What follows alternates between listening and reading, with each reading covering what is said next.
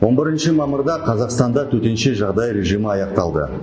Қазақстан Республикасының үкіметімен берілген 2 ай мерзімі барысында шетелдік азаматтар көші-қон ережелерін бұзғаны үшін әкімшілік жауапкершіліктен босатылады. Бұл 2020 жылдың 10 шілдесіне дейін шетелдіктер Қазақстаннан еркін кете алады дегенді білдіреді.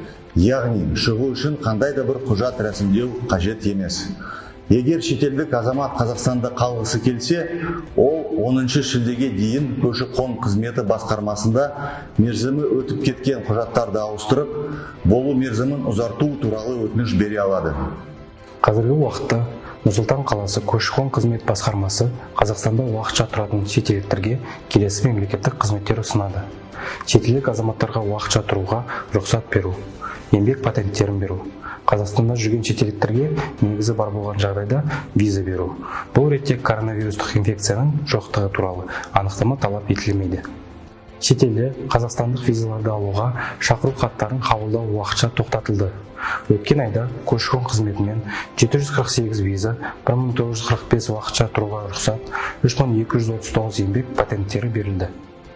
Төтенше жағдай кезінде жұмыс берушілер шетел жұмысшыларға визалар мен рұқсаттарды уақытылы ұзарта алмады. Сондықтан 10 шілдеге дейін бұл құжаттардың жарамды болып танылуы және жұмыс берушілердің оларды ұзартуға мүмкіндігі болуы өте маңызды. Сондай-ақ төтенше жағдай енгізілгенге дейін Қазақстанға визасыз режиммен келген мамандарға 10 шілдеге дейін рұқсат алуға және жұмыс визасын рәсімдеуге өтініш беруге уақыт бар.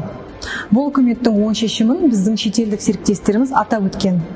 Good morning, I'm Matteo Petrini from the Embassy of Italy in Kazakhstan, and I would like to thank the Migration Police of the Republic of Kazakhstan. We are in constant touch with them in order to have answers to our questions regarding the situation of Italian nationals in the Kazakhstan territory and how they can stay in Kazakhstan after the expiration of the visa-free period or the expiration of the visa as a consequence of the COVID-19 pandemic. So I invite all our nationals to pose their questions to the Migration Police offices, and they will have answers about their individual situations. Thank you.